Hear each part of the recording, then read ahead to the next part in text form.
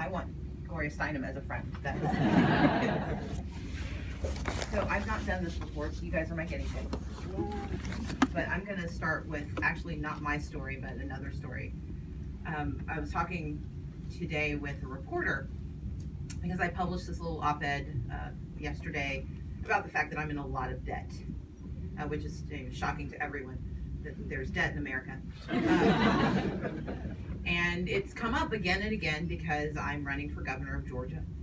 And while it was not a surprise to me that I would have to talk about it, there is something very specific about writing down all of the ways you owe people money. And there's several pages of it.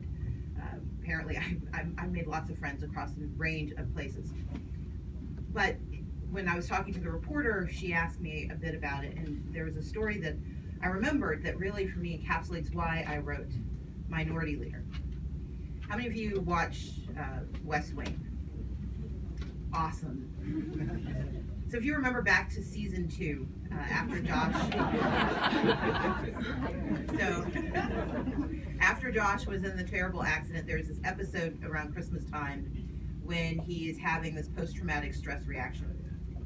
And the story has resonated for me for years because Leo McGarry, after they go through the very long and windy labyrinth that is Josh's very diminished psyche, Leo says, look, there's a story. There's a man who's walking down the street named Joe, and Joe falls into a manhole.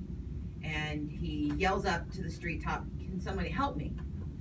And a priest walks by and he throws down the Bible and says, I'll pray for you. Then Joe looks at the Bible and he's like, somebody, can you please help me? And the next guy walks by, he's a doctor, and he throws down a prescription. He says, take 2 and call me in the morning. Joe's like, oh God, is anyone going to help me? And finally this man jumps down, and it's his friend Bill. And he looks at Bill and he's like, Bill, why would you jump down here with me? Now we're both trapped. And Bill looks at him and he says, yeah, but I've been down here before and I know the way out. Minority Leader came into being because for a lot of the questions that I've been trying to grapple with my entire 44 years, I realized that sometimes the answer that I have could be shared with others.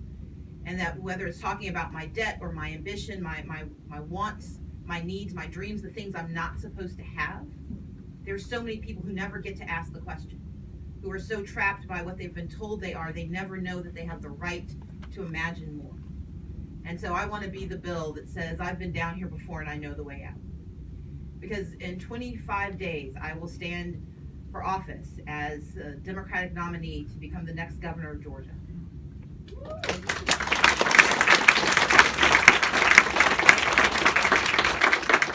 And for all the excitement I have, and I appreciate the applause, for all the excitement I have about that, there is no one who's been down this hole before. There have been 2 black women who've ever served as governor, both by appointment. Barbara Jordan for a single day, and I apologize for getting her name, Valerie, and I can't remember her last name, who was governor for a few days in Wisconsin. But both of those women came upon that job not through election, but through appointment. But their stories never get told. In fact, I'm ashamed that I don't remember the name of the woman who broke barriers in Wisconsin. Because too often our stories are buried, they're left behind, they're ignored. And if you are a person who is considered an outsider because of race, because of gender, because of your economic strata, because of your region, there's so many ways, based on your sexuality, there's so many ways we find ourselves marginalized, our stories not told, and therefore we can't find a bill to tell us how we get out. And I've spent a lifetime trying to find those stories. I read obsessively political biographies because for years I didn't know any black women who did what I want to do. I know Shirley Franklin, who is an extraordinary leader, but Shirley Franklin's story is not the story of becoming a governor. I know Barbara Jordan's story, and while she served as governor for a single day, she never aspired or ran for statewide office. Shirley Chisholm made an attempt, but it was 50 years ago that she arrived in Congress, and to this day, most people don't remember what she did and why. And so I've had to cobble together stories for myself to figure out what I could be, what I should see, and how I had the freedom to want these things. And when I realized that the book wasn't written, I did what my mom, the librarian, told me long ago. Somebody hasn't written the book you want, write it yourself. And thus came Minority Leader. Minority Leader is about how we start at the beginning, how we start with ambition. Because too often we're told our ambitions are too lofty. But worse, we're told never to have them. And it's never said that explicitly. There's never, you can't dream. There's just often a little caution on your dreams. And after a while, because of habit, you stop dreaming. You start compromising before you let the thought take shape. You tell yourself, well, that's too much, or that's too big, or that's not for me. A few weeks ago, or a few months ago, I was being interviewed by another publication, and I mentioned this spreadsheet that I have that you'll read about. In fact, I'll help you create your own in the book. A spreadsheet I created when I was 18 years old, when a stupid boy broke my heart. I was righteously indignant, and I'm going to stop for a second. There are a few people standing in the back. There are seats. Please come, take them. I won't be distracted. There's one of you too. When he broke up with me, he maligned my character and told me terrible things about myself, and said that I was too ambitious. He did. He was very mean. Maybe he was a little right on something, but anyway. But at the time, I was just righteously indignant. So I went to the computer lab in at our college. I went to Spelman College.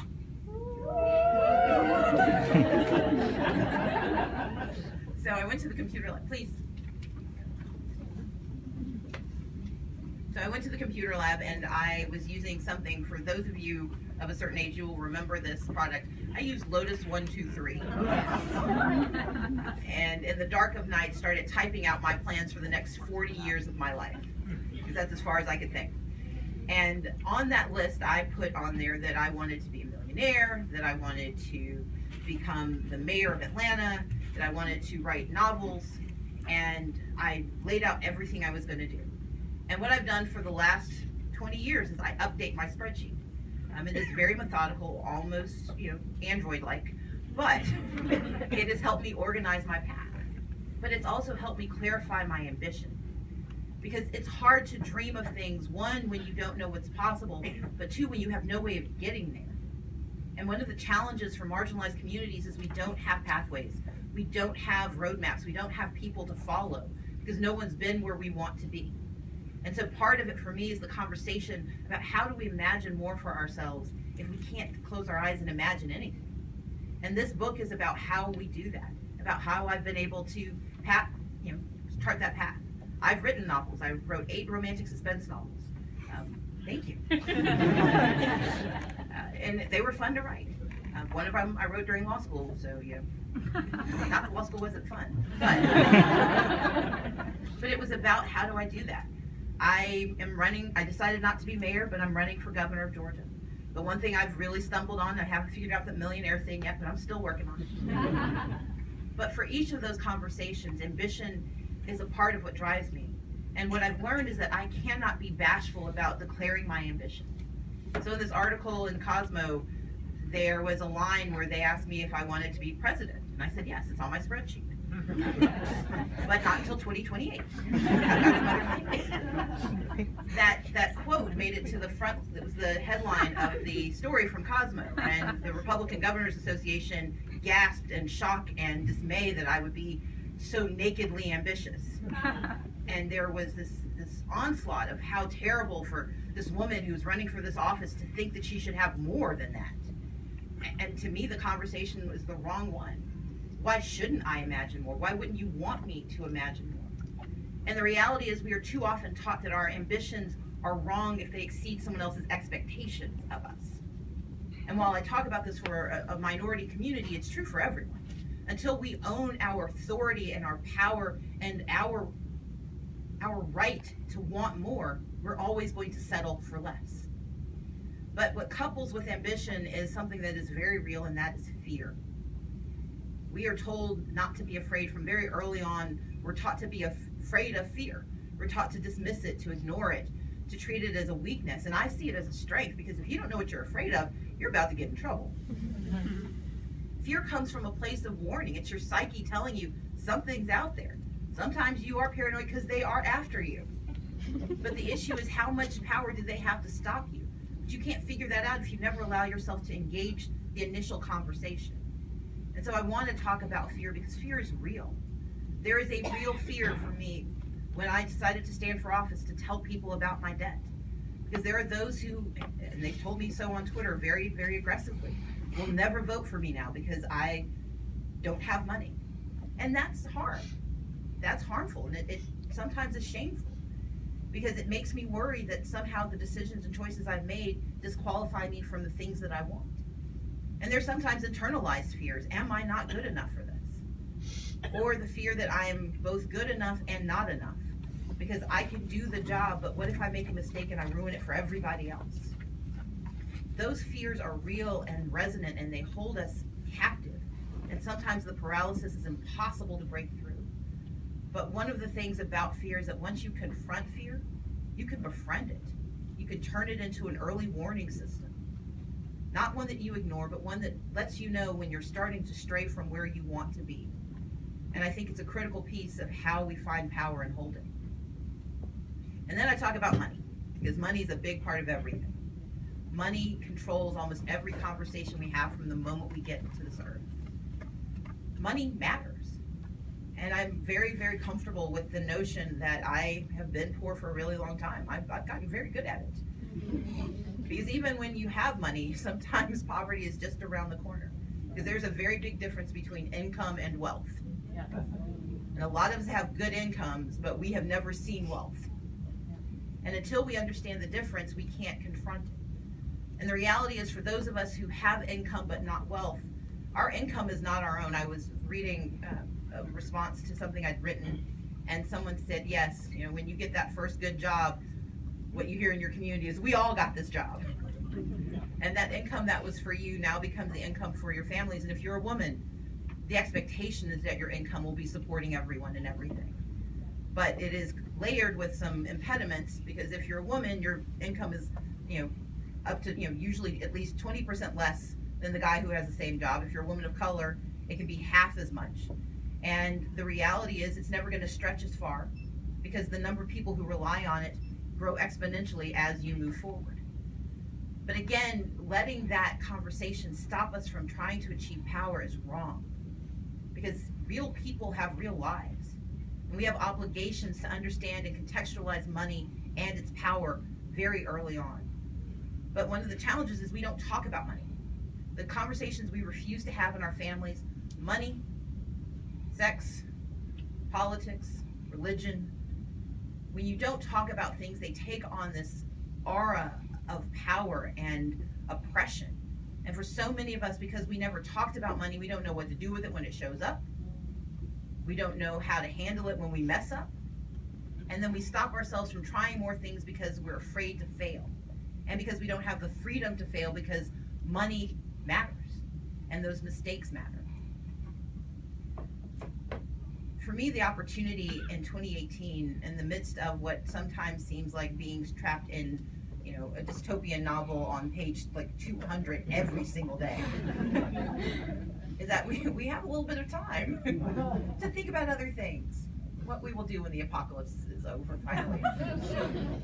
But it's also about having the opportunity to think about, what world would we create if we knew we had power? What would you do if you knew there were no impediments to what you could accomplish? If you knew that the things that people tell you about yourself aren't true, that things that you believe for yourself are possible, and that the ability to get there is real. That's the kind of world I want us to imagine. That's the reason I want to be the governor of Georgia. I want to be the governor of Georgia because I've been down that hole, and because I know what it's like to not know where you're going, how you're going to make that mortgage payment. I know what it's like to try to convince the power company that you sent the bill last week, and that maybe it just got lost in the mail, because you know that the water company got the same check and only one of those checks will clear. I know what it's like to know that you have a brother who has challenges and troubles that you can help him with, but you know that by helping him, you're going to have to delay something that you really need. We all make these choices. They can be monetary, they can be moral, they can be personal, but they're all real. And we have to have leaders who believe that that reality is a shared reality, and that obligation is a shared obligation. I tell the story of my father. My dad was a shipyard worker when I was growing up. My mom was a college librarian. And yet, despite being in what are considered middle-class jobs, my parents barely managed to make ends meet. Because despite the fact that they had the requisite education, my parents were still black and they still lived in Mississippi. And in that space, my mother, despite being a college librarian, sometimes made less money than the janitor who cleaned the college, even though she held a master's degree from the University of Wisconsin. And my father had a bachelor's in history from Tougaloo College in Mississippi. And yet he could not get a job in an office because my father is dyslexic. And learning differences for so long have been disqualifying from opportunity. And so my dad worked as a shipyard worker, moving boxes and helping build ships and never quite making it to the middle class that he aspired to. And yet my parents raised the six of us. I'm the second of six kids. They raised us to understand that we had obligations, that we had opportunities, and that our capacity was never going to be diminished by our lack of economic reality. Our first job, they told us, was go to church. For them, faith was important because faith is free. Faith is very free. But it was a moral framework that helped center us. Because my parents believed that poverty of economy does not equal poverty of the spirit. That you could not have money, but you could still be rich in what you could do and who you are and your understanding of your space in this world. That was their lesson to us. But they also told us that our faith did not disparage other faiths. And our faith was never to be used to discriminate. Which is why I sometimes get confused when I hear people using the same Bible that I read. I think sometimes they need to go buy another copy because theirs are missing some pages. But what they grounded us in is this notion that faith is something that you defend. You defend others. You are a shield for the vulnerable. You are never a sword to strike others down. The second job they told us was that we had a job of education, that you had to go to school every single day. My dad, as I said, was dyslexic. He didn't learn to read functionally until he was in his 30s, but he managed to memorize his way through school because he never missed a day of class. And then he met my mom, and she essentially helped him coast through. But what my father wanted us to understand is that he went to class every day because he knew that there was always something new for him to learn. What my parents would say is you can lose your job, you can lose your house, they can take your car, but no one can take what's in your mind. And because of that, they sent in a single generation, my parents went from being, my mom, the only one of her 7 siblings to finish high school, let alone go to college and graduate school. My father, who's the first man in his family to go to college. My parents produced my older sister, Andrea, who's a PhD in cultural anthropology and a college professor. My sister, Leslie, who went to Yale Law School and is the first black woman to be a federal judge in the state of Georgia. My brother, Richard, who also struggled a little bit with a learning disability, but finished at Payne College and is a social worker who works with foster care children. My little sister, Janine, who has a PhD in molecular systematics and evolutionary biology. I do not know what she does. She does something for the CDC, and they like her, and they keep her there, so yay. But we have a brother named Walter. Walter is equally brilliant. Walter went to Morehouse College. But my brother Walter struggled with drug addiction because he had an undiagnosed mental illness for almost 20 years. And it wasn't until he was incarcerated for the first time that we found out that he was bipolar. But in a single generation, my parents broke so many cycles of poverty. But you can't break everything, and you can't fix everything in a single generation. And what my parents raised us to understand was that education was going to not save us, but it could solve problems for us, and it could create pathways for us. Go to church, go to school. But the third job they taught us was to take care of each other. And that commitment to taking care of each other for them extended beyond our immediate family. It was about how do you take care of the world around you, which seemed to us sometimes a bit absurd because we would remind them, we are poor as we go to volunteer. Sometimes we didn't have running water. Sometimes the lights got cut off. Sometimes we were on that really orange commodity cheese that they used to give you. But what my parents would tell us is having nothing is not an excuse for doing nothing. And they would wake us up to go to soup kitchens and homeless shelters, to juvenile justice facilities. They would take us to nursing homes. My mom once had us teaching kids to read in the parking lot in a public housing facility because they wouldn't let us inside. Because my mom believed that no matter how little we had, there was someone with less. Our job was to serve that person. And ultimately, that trifecta of responsibility, go to church, go to school, take care of each other, that's what led me to this moment. Because I stand in a space where other people need that same support. They don't need to share my faith. They don't need to have my education. They don't need to do the service that I do, but they need to know that there's someone who is and someone who will. And that someone is someone who stands as a minority leader. Someone who believes that her obligation is service. Her obligation is guaranteeing education to others, guaranteeing access to economic capacity, guaranteeing that government works for everyone. My dad, the shipyard worker, he worked 40 miles from where we lived. My dad would wake up in the morning and he would get a ride to work with Mr. Luther, a man who drove a brown van. It was like 20 before I realized Mr. Luther had a last name. And he would pick my dad up at 6 a.m. and he would drop him off at work and bring him home at 6 p.m. like clockwork. Except on the days when my dad had to work multiple shifts, because my parents only had one car and my mom had to keep that car to get the rest of us around. And so my father would have to hitchhike his way home when he had to work more than one shift. Now, if you've ever been to Mississippi, imagine having to hitchhike down a Mississippi highway in the dead of night. That is the beginning of many, many Faulkner novels. But my father had no choice, and so he would call my mom from a payphone and say, "Carolyn, I'm on my way." And I remember one winter when it had been raining and it was cold and Christmas was coming and my parents were trying to scrape together as much money as they could to take care of bills and to make sure we had a good holiday. And my dad called and he said, "Carolyn, I'm on my way." And this time she just got worried because there had been accidents on the highway and it was storming and it was cold and she just didn't feel right.